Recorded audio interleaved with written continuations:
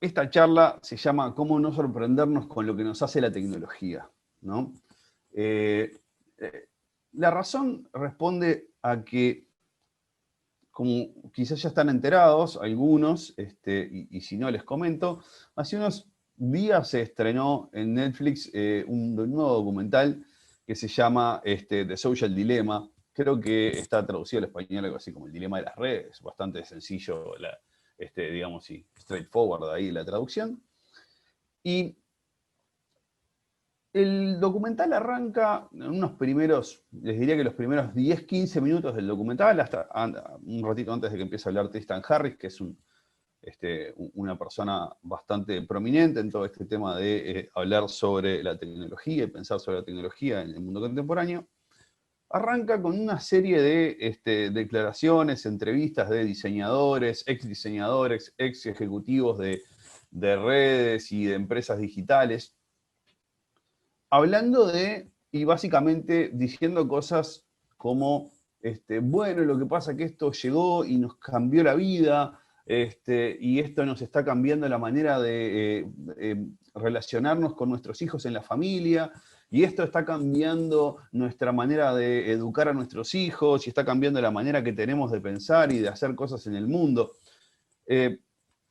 Y mientras yo lo miraba, ¿no? Y miraba esos primeros minutos, y notaba que además todo esto estaba dicho si se quiere, con un tinte o con un implícito de negatividad y si se quiere, algo así como de escándalo y de sorpresa, ¿no? De que esto estaba sucediendo.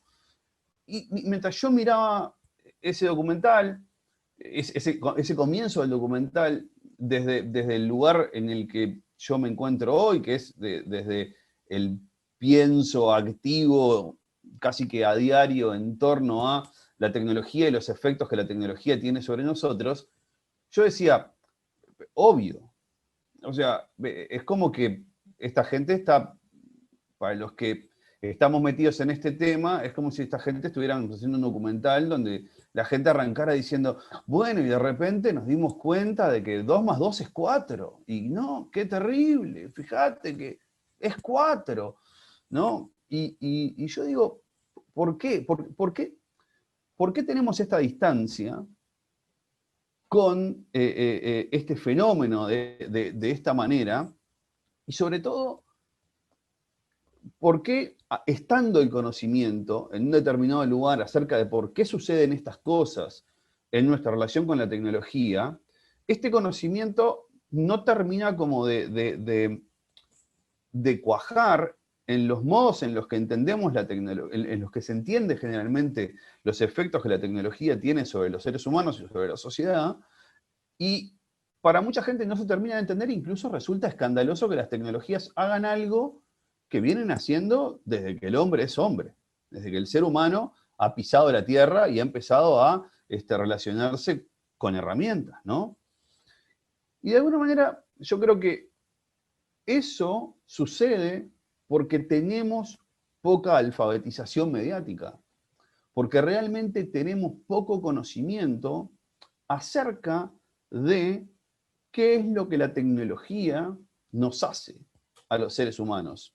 No hoy, lo que nos hace, lo que nos ha hecho históricamente, porque tener el conocimiento de lo que la tecnología nos hace históricamente, antropológicamente, es la única manera de entender cuál es el diferencial de lo que estas tecnologías, sí hoy novedosas, nos hacen a nosotros que no nos han hecho antes. Y poner el foco sobre el lugar donde realmente está el problema y no sobre cosas que estamos pensando que son problemas de que en realidad no lo son. Entonces, para esto, ¿no? Recuerdo además haber tenido una charla por teléfono muy parecida a esta con Andrés, diciéndole, tenemos que poner esto en foco porque si no nos estamos enfrentando a un problema serio sobre este tipo de desconocimiento. Y dije, bueno, en base a eso voy a armar la exposición de hoy. Y entonces la propuesta es, de alguna manera, volver a alguna de las categorías centrales del pensamiento filosófico en torno a la tecnología, ¿no? Para recordar acá, sí, una frase de una persona que voy a citar bastante a lo largo de esta conferencia, que es Marshall McLuhan, que supo decir, bueno, no hay nada inevitable si estamos dispuestos a observar con detenimiento qué es lo que está sucediendo, ¿sí? Y sacarnos esa idea de que las tecnologías, las nuevas tecnologías de la información y la comunicación nos están llevando, arrastrándonos en un remolino de venir inevitable sobre el cual nada podemos hacer. No hay nada inevitable si tenemos ganas y estamos dispuestos de mirar con atención qué es lo que está sucediendo alrededor. Pero hay que hacer ese esfuerzo de mirar con atención. Entonces, volviendo sobre estas categorías centrales, ¿sí?, de tecnología y pensamiento, la primera es la tecnología, la necesidad como el fundamento de la pulsión técnica del ser humano. ¿Por qué los seres humanos fabricamos objetos? ¿Sí? ¿Por qué los seres humanos fabricamos cosas que no encontramos en la naturaleza? Bien, esto se encuentra íntimamente asociado a la carencia existencial con la que nace el hombre sobre la Tierra. Esto lo dicen muchísimos pensadores, sobre todo el existencialismo de principios del siglo XX, Heidegger, Ortega y Gasset, y otros pensadores, incluso Sartre y Merleau-Ponty, hablan de esta especie de falta de preparación que el hombre tiene para nacer. Hay muchísimos ejemplos de esto para pensarlo. Yo creo que el mejor ejemplo es si alguien ha tenido alguna vez a su cargo o ha visto gente que tiene a su cargo niños menores de 2 años, se habrá dado cuenta lo poco preparado que nacen los seres humanos para poder desenvolverse en el mundo. La altísima vulnerabilidad que tenemos los seres humanos en el momento en que nacemos, y lo mucho que dependemos de otros seres humanos y de otra cantidad de cosas técnicas que los seres humanos han desarrollado solamente para no morirnos, ¿sí? Y tener en cuenta que si uno coloca esto en clave histórica, ¿no? Hoy estamos muy acostumbrados a ser ampliamente triunfadores en nuestra batalla con la naturaleza y con los animales, y poder tener mataderos de animales, y poder criar animales para luego comer su carne y aprovechar su cuero. Pero recordemos que durante muchísimos miles de años, ¿sí?, en la batalla contra el bisonte, ganó el bisonte y no ganamos nosotros, ¿sí? O sea, hubo un momento muy extendido en la historia de la humanidad donde ir a cazar un bisonte era posibilidad certera de no volver, ¿sí? Mucho más que la posibilidad de poder volver con el bisonte y el fruto de la cacería, ¿no? Hasta que, ¿qué pasó? Hasta que empezamos a desarrollar técnica, hasta que empezamos a desarrollar tecnología, y con el desarrollo de la tecnología empezamos a suplir nuestra carencia existencial. Empezamos a ser capaces de habitar un paisaje como el que estamos viendo ahora en pantalla, que nunca hubiera sido habitable. Fuimos capaces de fabricar esa cabaña que está ahí, que nos cobija del frío y nos permite no morir congelados en ese paisaje que estamos viendo y poder habitarlo junto a esos otros árboles que, a diferencia nuestra, no necesitan nada más que su propia naturaleza para poder sobrevivir. Pero nosotros sí necesitamos más. Necesitamos algo que Ortega y Gasset llama nuestra segunda naturaleza, que es todo lo que los seres humanos hemos construido técnicamente y que ya es prácticamente que inseparable de nuestra propia humanidad. Porque los medios y los objetos tecnológicos, acá de nuevo citando a mi queridísimo Marshall McLuhan, son siempre prolongaciones de alguna facultad humana, psíquica o física. Vamos con las físicas, porque son las más fáciles primero, ¿sí? Y acá podemos pensar fácilmente en las primeras herramientas de la humanidad, como el hacha de mano, como una extensión de lo que podemos hacer con la mano. ¿no? O sea, piensen en, todos hemos visto alguna de esas hachas de mano prehistóricas, ¿no? Que de alguna manera lo que hacen es hacer algo que podemos hacer con nuestras manos, que es cortar y rasgar la carne, un fruto, lo que fuere, ¿sí? Pero que la herramienta lo hace mucho mejor, extiende nuestra capacidad y empieza, ¿sí?, a, de alguna manera, desarrollarse un proceso de optimización del mismo tipo de actividad que yo antes podía hacer, pero que ahora la herramienta, al implementar, al aumentar mi capacidad para poder hacer, lo optimiza, lo lleva a mejores condiciones. Y nos libera tiempo. Nos libera un tiempo que antes no teníamos, que ahora pasamos a tener para poder invertirlo en otra cosa. Ortega Gasset dice, el hombre con la capacidad técnica se libera tiempo de vida. Y esto va a ser bien importante para algo que vamos a ver sobre el final de la charla.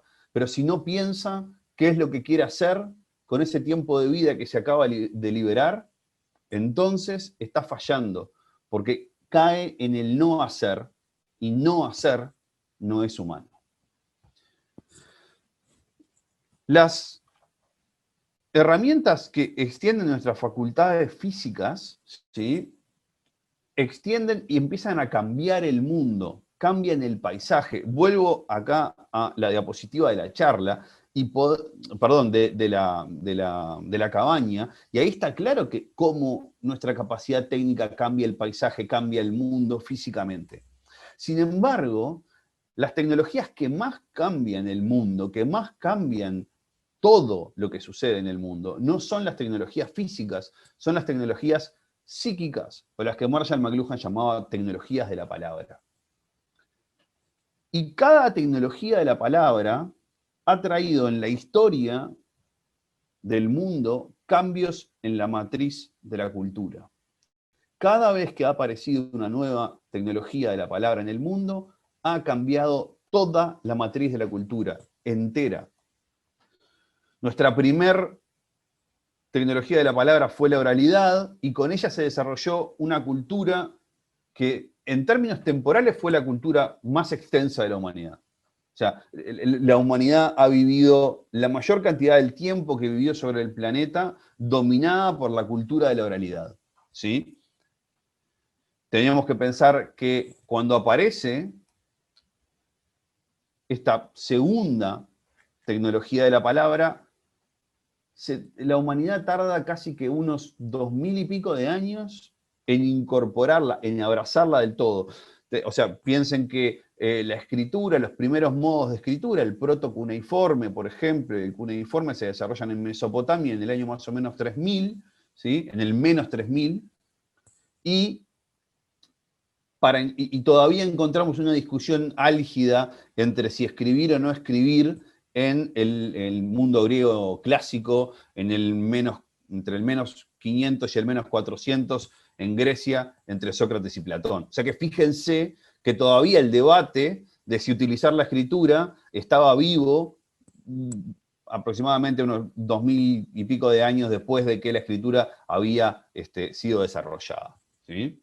Pero ya para ese mundo clásico la escritura empieza a transformarse en el medio dominante por el cual se transforma y por el cual se hace y se genera cultura, ¿sí?, y se genera educación, y se genera el mundo y se construyen cosas, hasta que aparece en el siglo XV incluso un pequeño empujón en la cultura de la escritura, que es la imprenta, que lo que hace es, de alguna manera, explotar, ¿sí?, todo lo que ya existía en la cultura del libro escrito, pero no llega a ser realmente, a generar un cambio en la matriz de la cultura. Cambia todas las estructuras sociales alrededor de ella, como siempre sucede cuando aparece una nueva tecnología de la palabra, ¿sí?, pero no termina de cambiar la matriz de la cultura. Sí sucede esto cuando aparecen la radio y la televisión a principios del siglo XX, ¿no? Dos tecnologías que van a empezar a cambiar la matriz cultural, van a empezar a incidir en la matriz de la cultura de una manera bastante interesante, incluso de una manera en la que hoy estamos viendo los efectos de, ¿no? Cuando el otro día discutíamos de vuelta sobre The Social Dilemma, una de las cosas que yo decía es, fíjate la penetración de la radio y la televisión, que sería imposible pensar en el siglo XIX, o incluso sería imposible pensar en 1940, en que algo serio y de peso social e incluso académico ocurriese en la televisión, porque la televisión no era un medio válido para poder plantear este tipo de conocimiento. ¿Sí? Pero a fines del siglo XX apareció este bicho raro, que es el que hoy nos hace posible estar conectados y hablar entre todos nosotros de esta manera, que es Internet. Y digo este bicho raro porque esta es una de las primeras cuestiones importantes a tener en cuenta en términos de por qué hoy necesitamos la alfabetización mediática más que nunca. Porque este medio realmente es un bicho raro, porque es el primer medio convergente en la historia de la humanidad. Es la primera vez en la historia de la humanidad que estas tres formas de hacer conocimiento convergen en un mismo medio. Un mismo medio que por primera vez en la historia alberga texto, imagen y sonido en el mismo lugar.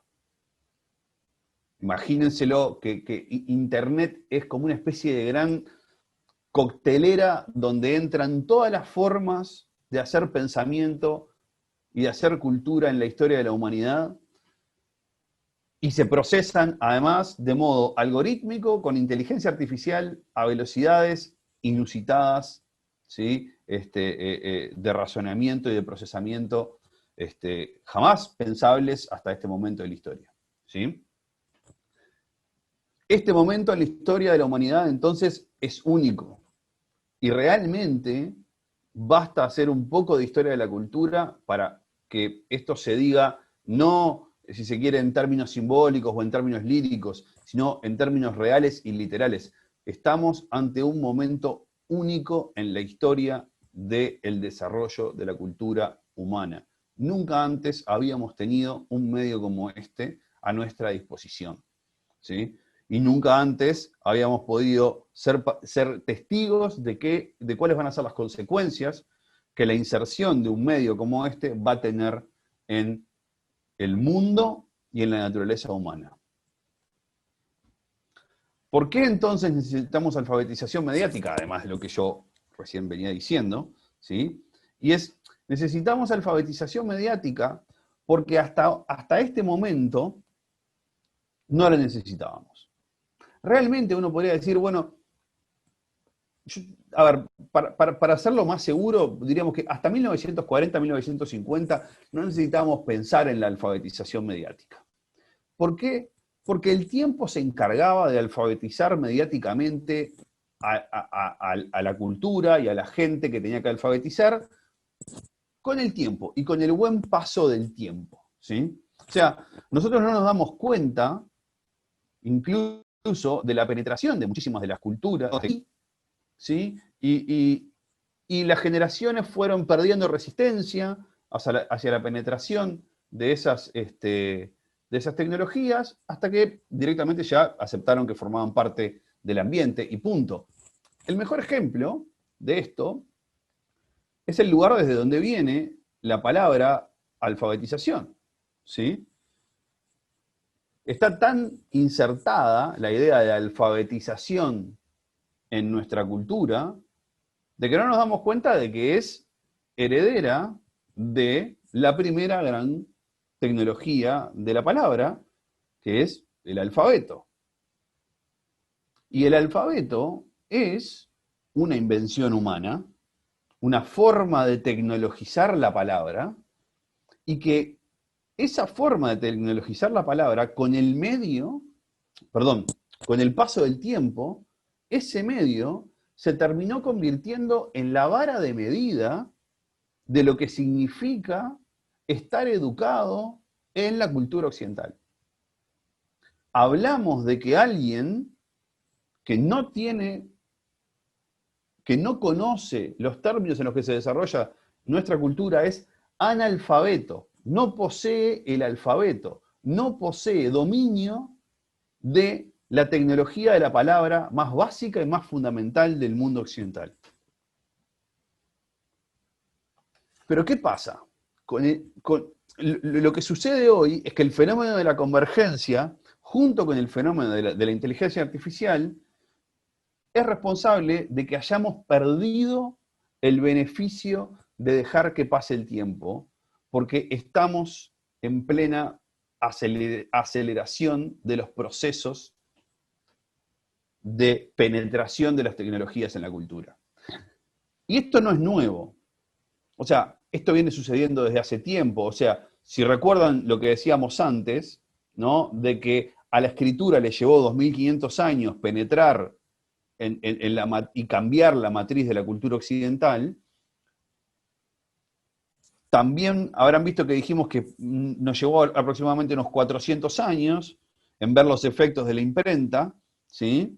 Aunque no fueron tan profundos como los de la escritura, pero nos llevó menos de 100 ver los efectos de la radio y la televisión, y nos está llevando muy poco tiempo ver los efectos de la penetración de las tecnologías de la información y sobre todo de todo el fenómeno, de todo lo que ocurre en Internet, desde hace aproximadamente unos 30 años a esta parte. ¿Sí?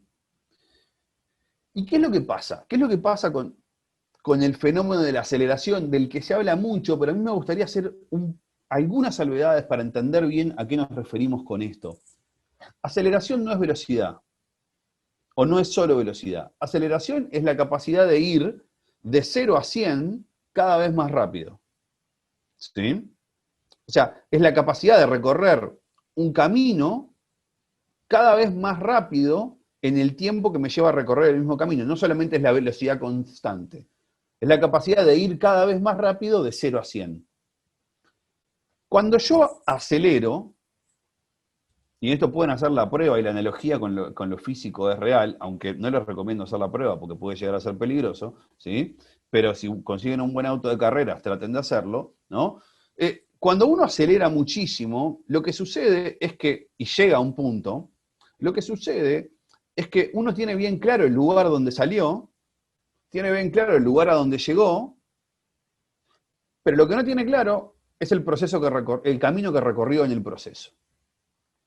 Lo que queda borroso en la aceleración es el camino recorrido. Por lo tanto, lo que nos pasa es que cuando llegamos al lugar donde llegamos, lo que hacemos es empezar a hacer una cantidad de preguntas basados en el lugar desde donde partimos, porque no entendimos el camino que realizamos.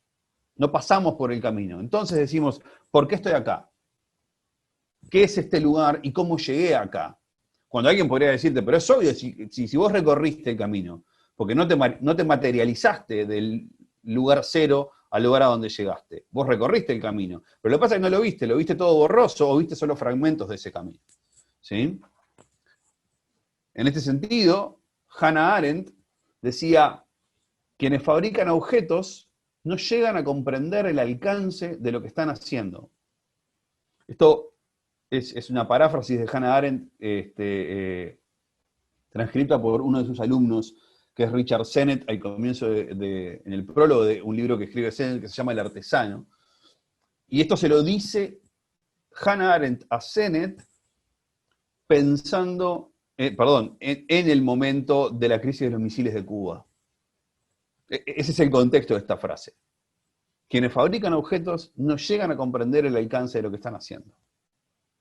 Momento de la crisis de Cuba, de la crisis de los misiles de Cuba, momento en donde la humanidad está enfrentándose o encarando la seria posibilidad de la extinción de la raza humana de la faz de la Tierra por primera vez en la historia de la humanidad.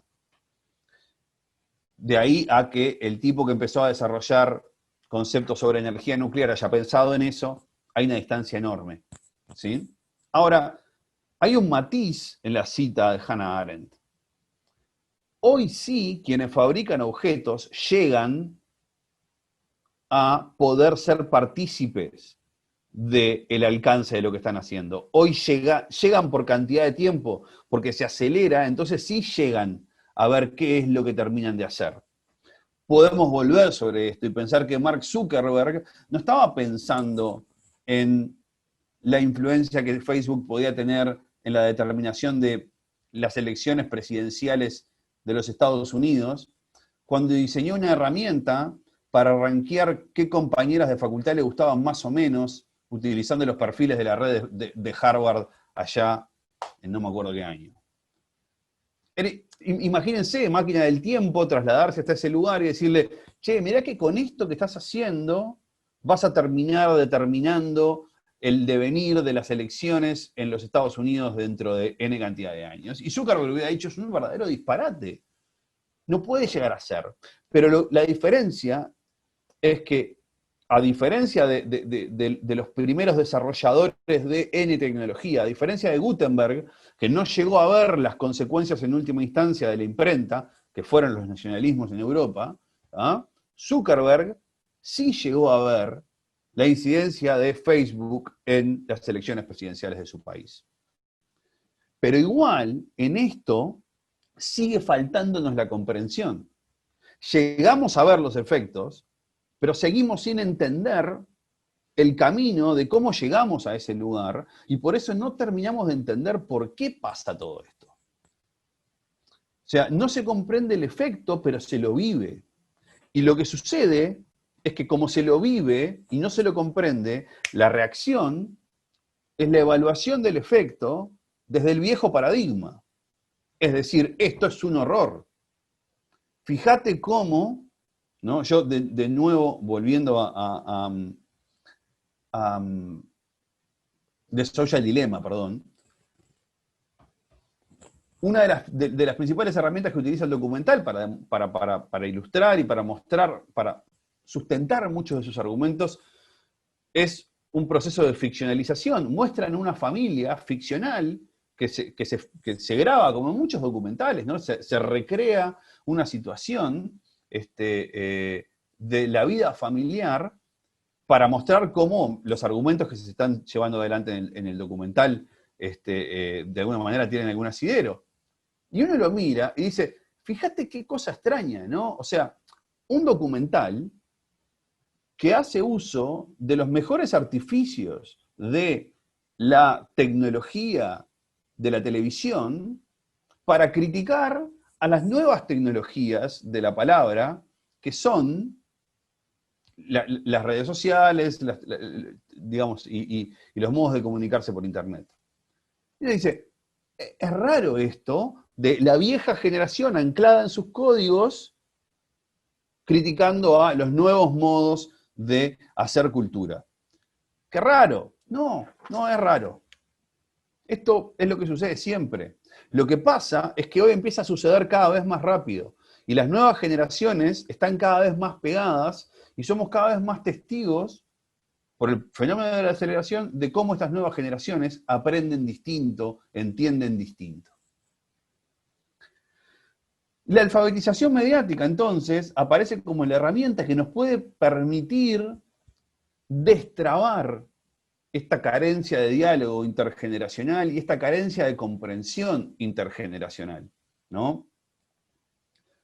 Yo recuerdo a veces hablar con personas de estos temas y que me digan, no, pero esto no puede ser, fíjate que mi hijo se pasa todo el día en la computadora, no estudia. A lo cual uno tiene que decirle, pero mirá que probablemente tu hijo está estudiando en la computadora. Sí, pero no sale a hablar con amigos. Probablemente está hablando con sus amigos en la computadora. Pero no sabe nada acerca del mundo porque no agarra un libro. Probablemente se está informando en la computadora. Para las viejas generaciones, estar en la computadora es sinónimo de estar jugando un jueguito o de estar conectado y mirando algo que nada tiene que ver con hacer cosas que las nuevas generaciones hoy hacen estando en la computadora. Cuando estando en la computadora juegan, estudian, se comunican, socializan, etcétera, etcétera, etcétera, ¿no? ¿Qué es entonces esto de la alfabetización mediática? Si bien probablemente hay Probablemente no. Seguro que hay una pata de la alfabetización mediática que ustedes seguirán explorando con Andrés en futuros encuentros, que tiene mucho más que ver con acciones puntuales de alfabetización mediática, con cosas que nosotros podemos hacer hoy para entender por qué suceden determinadas cosas en términos mediáticos. Lo cierto es que para mí la alfabetización mediática es la capacidad de construir una mirada crítica sobre los efectos que las tecnologías tienen sobre las estructuras sociales y las estructuras de la persona, para comprender los cambios que se generan en el entorno.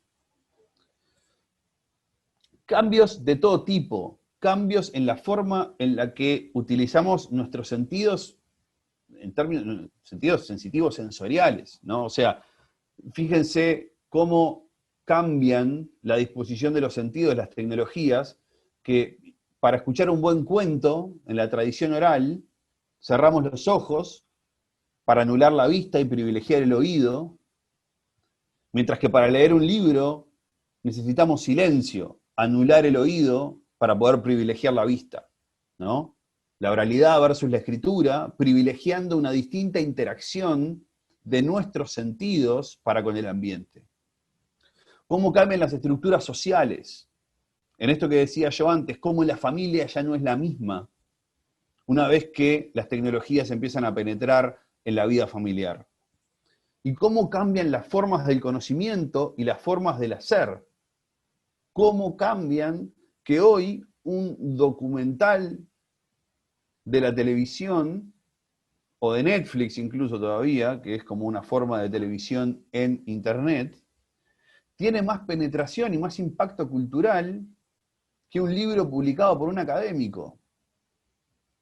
Mucha más penetración e impacto en términos de la cultura, términos globales de la cultura. Quizá para nosotros los académicos no, porque seguimos en la academia, prendidos a otras formas de hacer conocimiento. Otro día discutimos sobre el tema. ¿Cómo cambian las formas de hacer las cosas en el mundo? Por ejemplo, yo traje acá el ejemplo de la publicidad. Acá hay una publicidad de Lucky Strike de, esto es 1920, 1900, o antes incluso, ¿sí? Porque si alguno acá vio Mad Men y vio cómo funcionaba ese mundo de la publicidad en los años 20, en los años 30, ¿no? O si quieren, si alguno se puso a leer a Ogilvy, que cosa que quizás es menos probable que hayan visto Mad Men, de vuelta con esto de la penetración de las tecnologías en la sociedad. Cuando Ogilvy decía aquello, ¿no? De salir a la búsqueda del cliente, salir a la búsqueda del potencial cliente, tirar el mensaje para que eventualmente el potencial cliente lo pudiera ver, buscar, rastrear los lugares en donde podía estar el potencial cliente que podía ser el eventual receptor del mensaje. De nuevo, si Ogilvy naciera hoy y le contáramos del microtargeting y del big data y de la forma que tenés micromilisegmentada de encontrar exactamente al cliente que está buscando esa suela para el callo invertido que tenés en el pie, no lo podría creer y diría que eso no es publicidad, eso es trampa. La publicidad es un arte que surge de otra manera, etcétera, etcétera. Poder ofrecerle en el momento preciso, al tipo preciso, el objeto preciso que está necesitando, eso no es hacer publicidad. Y eso es lo que sucede hoy. Hoy, la publicidad por internet, basada en Big Data, etcétera, etcétera, le gana por goleada a la publicidad tradicional porque justamente puede hacer algo que la publicidad tradicional no puede hacer. Que es eso con lo que Ogilvy soñaba, encontrar al cliente en ese momento preciso, en ese lugar preciso. ¿Sí? Y de alguna manera, seguro que en esta intensificación de procesos van a estar quienes entiendan que esta nueva forma de hacer publicidad es mucho mejor, porque intensifica todos los procesos, y van a estar, obviamente, los enamorados y los defensores de la vieja forma de hacer publicidad que hoy ya está obsoleta, que van a decir, yo me voy a morir agarrado a este mástil de este barco, de esta manera de hacer publicidad, porque si no tengo que entender que toda mi cultura muere con ella. ¿sí? Toda mi manera de hacer el conocimiento. Entonces, ¿cómo nos alfabetizamos mediáticamente? ¿Cómo hacemos para desarrollar este tipo de procesos? Bueno, lo primero es pensamiento crítico. Poner el foco en los medios, poner el foco en la manera en la que operan los medios con los que construimos nuestro conocimiento, antes de poner el foco en los mensajes. Darnos cuenta de que el mensaje que estamos leyendo en Twitter, lo que estamos viendo en la televisión y lo que nos estamos diciendo entre nosotros, no son equivalentes y que guardan una íntima dependencia en su modo de generación y en su modo de producción y en su modo de interpretación con el medio a través del cual fueron producidos. No es lo mismo tuitear que hablar por la tele, que hablar por la radio, que postear en Facebook o que sacarse una foto en Instagram. Todas estas plataformas tienen mecanismos de funcionamiento distintos.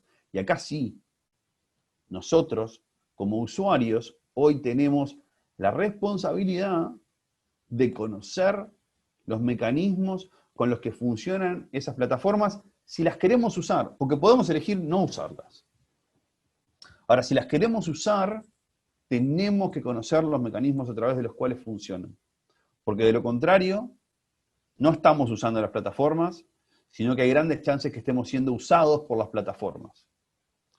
Porque es un hecho, por ejemplo, de que yo hoy para Twitter, y está mi handle ahí abajo, @JavierMassa, yo no soy un cliente, por ejemplo. Yo soy el producto que Twitter vende. Y si yo no sé eso, y sigo siendo usuario de Twitter pensando de que yo soy un cliente de Twitter y que yo uso la plataforma, estoy en problemas, ¿sí? Porque no estoy entendiendo la lógica del funcionamiento de la plataforma.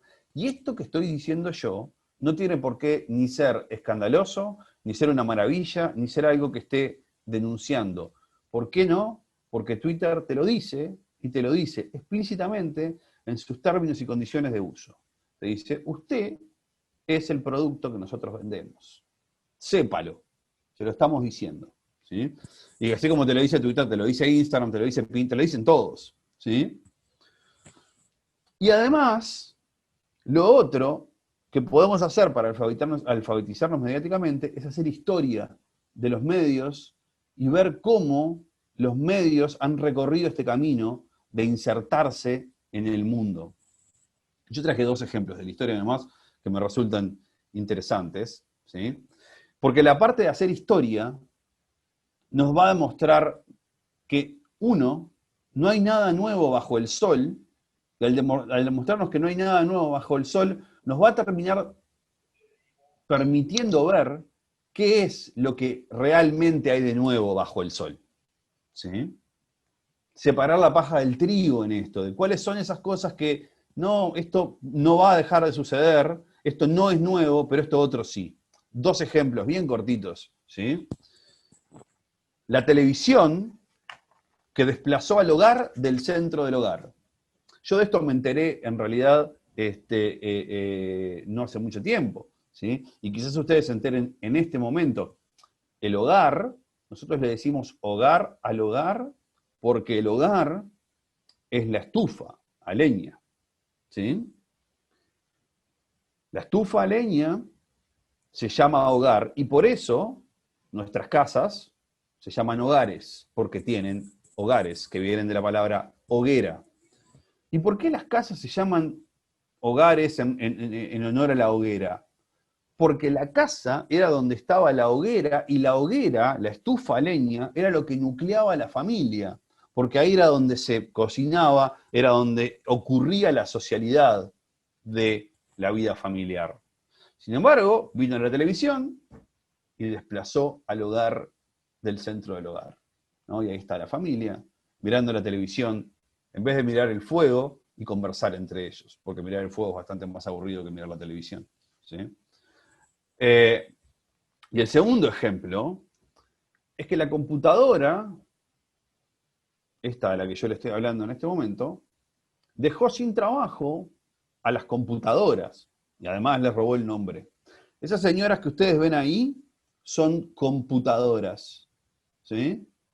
Las computadoras, que además se decían en femenino porque era uno de los trabajos más, si se quiere, como notoriamente femeninos, a principios de los años 20, ¿sí? Eran mujeres o hombres, pero normalmente era un trabajo muy asociado a la mujer, que hacían cuentas, que literalmente hacían cuentas. O sea, si alguna vez se preguntaron cómo la gente hacía 4.554.000 por 2 millones, donde uno encontraba 2.357.000 por 1, por 2, por 2, y ahí, a mano, estas señoras hacían cada una de esas cuentas para que se pudieran publicar en estos libros y los científicos pudieran ir a buscar los resultados de las cuentas de modo más rápido y mucho más ágil que tener que hacer la cuenta, ¿sí? Y de esa manera ahorrarse el tiempo. Cuando apareció la computadora, eso dejó de existir, y además les robó el trabajo y el nombre a estas señoras, ¿sí? Y por último, y ya creo que estamos en tiempo, ¿para qué nos vamos a alfabetizar mediáticamente?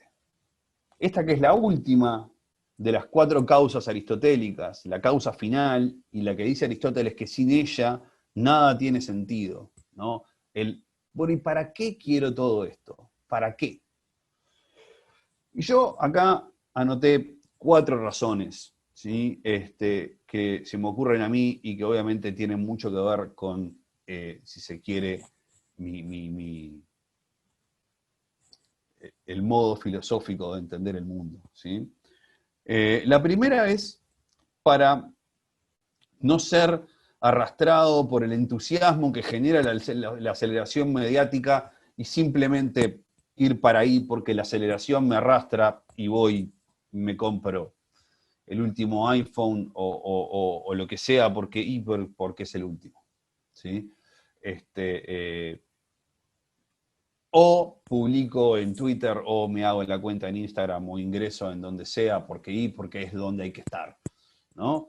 Entender o poder llegar a cuajar que tiene que haber una razón más profunda que el de me prendo a la aceleración del cambio mediático para poder llegar a hacer las cosas y a decir las cosas en determinados lugares. Porque esto además está directamente alineado con que si caemos en eso, lo que perdemos es autonomía y perdemos libertad. El caso más claro, para mí, es el caso de la libertad de expresión y de cómo la inmersión en el discurso mediático, en Instagram, en Twitter, en donde sea, de repente está esta cosa de que yo tengo que salir a decir, porque estoy en Twitter y tengo la cuenta activa, entonces para poder seguir activo y poder seguir ahí, conseguir likes y conseguir followers, yo tengo que salir a decir. ¿Y de qué tengo que decir ahora? Y ahora tenés que opinar de lo último que dijo Laura Raffo, Carolina Cosa en la campaña, lo dijeron ayer, pero yo no sé nada de política, pero salí a decir igual, dale, ¿no? Entonces ahí, bueno, estamos en ese remolino en donde yo estoy perdiendo libertad. Y además, al perder libertad, estoy además generándole un daño al discurso público. Porque estoy diciendo por decir sin tener nada que decir. ¿Sí? Y eso lo hago por la fuerza que el medio ejerce sobre mi propia autonomía. No porque yo quiera decir. La tercera razón es que necesitamos alfabetización mediática para no ser pensado por otro. Heidegger decía, no hay nada peor para el hombre que ser pensado por otro, que ser arrastrado por esa otra cosa que te piensa y ser como una especie de zombie repitiendo una existencia que no te es propia, ¿no? Y en este caso, no solamente es el peligro de ser pensado por otro, sino que realmente hoy es el peligro de ser pensado un algoritmo. Hoy me piensa un algoritmo matemático que sabe que a tal momento del mes a mí se me da por tomar cerveza y me ofrece, che, ¿No es hora de que te tomes esa cerveza que siempre te pedís cerca de tal momento del mes? Y yo capaz que, mirá, sí, es cierto. Tengo ganas de tomar cerveza y ni siquiera me había dado cuenta y el algoritmo se dio cuenta por mí. Esas cosas hoy nos pasan cada vez más seguido. Y todo promete que nos van a pasar cada vez más seguido. Y por último, todo esto para no perder sentido en la vida. Y para no perder la idea de que el sentido en la vida no es algo que yo vaya a encontrar, sino que es algo que yo tengo que construir activamente. Y que lo que tengo que construir activamente para que sea mío, para apropiarme de esa forma de construir sentido, y lo voy a tener que construir activamente con las herramientas que me tocó generacionalmente construirlo. Entonces, darme cuenta de que yo no tengo más remedio hoy que en cierto sentido construir sentido en torno o en relación a Twitter, incluso cuando eso signifique saber que no voy a estar en Twitter, porque no quiero, ¿sí? Pero no puedo ignorar que existe Twitter simplemente en la construcción de sentido. Lo voy a tener que tener en la órbita, ¿sí? Y hoy, y esto porque nos toca estar centrados en nosotros, pero esto también implica, para los que somos padres y para los que van a hacerlo, saber que esto va a formar una parte integral de la educación de nuestros hijos y que no podemos ignorarlos y hacer de cuenta de que no, de que van a seguir aprendiendo a sumar, a restar y a leer con los libros de texto de la escuela. De que estas herramientas mediáticas van a entrar a formar una parte esencial de la educación, porque si uno mira la historia de la cultura, uno se da cuenta de que, mirá, hoy los niños aprenden con libros. ¿Los libros estuvieron siempre acá? No, están acá desde hace nada más que 500 años. Y ya se convirtieron en el formato de la cultura en ese tiempo, ¿sí? Y esto, que hoy nos conecta a todos nosotros, tiene toda la pinta de que se va a convertir en el formato de la cultura en los próximos 20, 30 años, porque todo está acelerado. Así que vamos a tener que empezar a acostumbrarnos a la idea de que tenemos que ponernos a pensar sobre las herramientas con las que hacemos conocimiento de un modo activo, constante y responsable para no ser pensado por esas herramientas. Así que, bueno,